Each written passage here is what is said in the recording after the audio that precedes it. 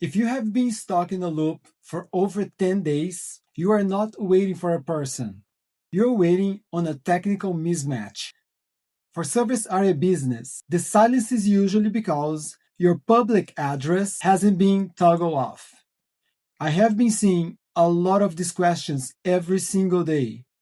So let's get exactly the breakdown why Google's AI is flagging this as deceptive content and how to fix it fast.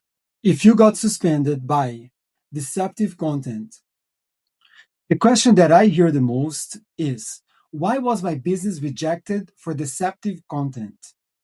It becomes personal. It sounds like Google is calling you a liar, but it's actually just a broken mirror. Most business get stuck in a loop because they update a phone number or the address without updating their ammunition, their documents.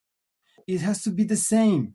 If your profile says one thing and your utility bill says another thing, Google's AI will flag you as a deceptive content. Period. Many businesses are suspended because it is actually a service area business. If you are a service area business, you should first hide your address. When you are in your Google business profile, make sure that you toggle off your address. You're going to see below the service area that you actually serve. The fact that you are a service area business does not let you to put any other address that you want. You have to keep all the proof of address that you have as if you are not a service area business. This way, you're going to be in sync with the 2026 guidelines. Google's AI will look for the exactly match between your documents or the documents that you show to Google and your address as it shows in your Google business profile. You just hide the address on your Google business profile.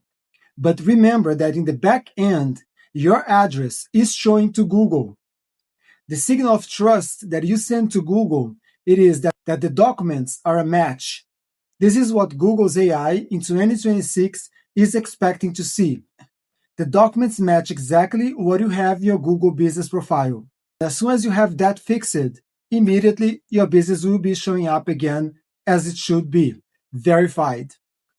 In the end of the day, Google is taking care of the ecosystem and its reputation.